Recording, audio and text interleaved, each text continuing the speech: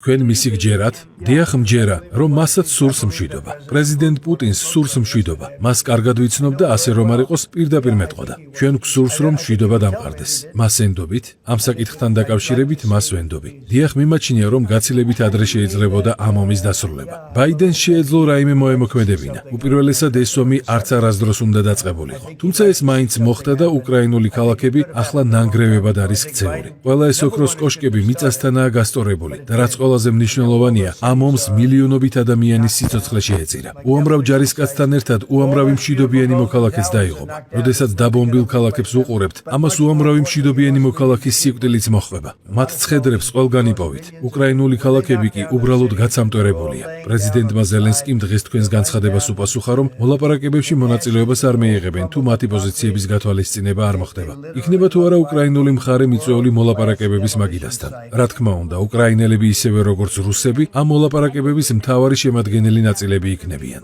ამასთანავე გეგმავთ სხვა მნიშვნელოვანი პირების მოწვევასაც. ეს კონფლიქტი საინტერესო შემთხვევაა, რადგან უამრავი მხარეა მასში ჩართული. თუმცა მთავარი ამოცანა უცვლელი რჩება. უკრაინის ომი უნდა დასრულდეს. ახალგაზრდა ადამიანები ახლა შემზარავის სისწრაფით იხოცებიან. ასეთი რამ მეორე მსოფლიო ომის შემდეგ არასდროს მომხდარა. ეს უაზრო ომია. მე ნაყოფიერი საუბარი მქონდა პრეზიდენტ პუტინთან და პრეზიდენტ ზელენსკისთან. სურთ თუ არა რუსეთი დიდ შვიდეულს დაუბრუნდეს. დიახ, ვფიქრობ, რუსეთის გარიცხვა დიდი შვიდეულის ჯგუფიდან თავიდანვე დიდი შეცდომა იყო.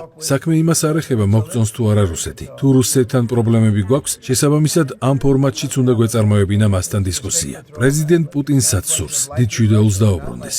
რას ფიქრობთ გლობალური უსაფრთხოების მოდელზე? როგორც კი ომი დასრულდება, ამ საკითხთან დაკავშირებით კონფერენციას გავმართავ რუსულ და ჩინურ მხარესთან ერთად, რადგან სწორედ ისინი არიან მთავარი მოთამაშეები ახლა მსოფლიოში. ჩვენც და ისინიც შევთანხმდებით, რომ გაცილებით ნაკლები ფული დავხარჯოთ შეიარაღებაზე. ჩვენ გქონდა დისკუსია ბირთვული ბომბების შემცირების საკითხზე და მე და პრეზიდენტი პუტინი შევთანხმდით, რომ მნიშვნელოვნად შევამცირებდით ჩვენს ბირთვულ არსენალს. არ არსებობს ლოგიკური მიზეზი იმისათვის, რომ ჩვენ უფრო მეტ ბირთვულ ბომბს ვაწარმოებდეთ. ჩვენს არსენალში უკვე იმდენი ასეთი ბომბი გვაქვს, რომ დედამიწის განადგურება 50 ჯერ ან 100 ჯერ შეგვიძლია. ასე რომ უაზრობაა უფრო მეტი ინვესტიცია ბირთვულ არსენალში.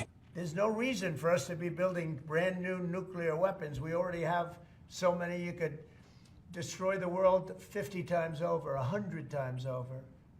And here we are building new nuclear weapons. გამოიწერე და გაიგე ამბები ლიბერალური ცენზურის გარეშე.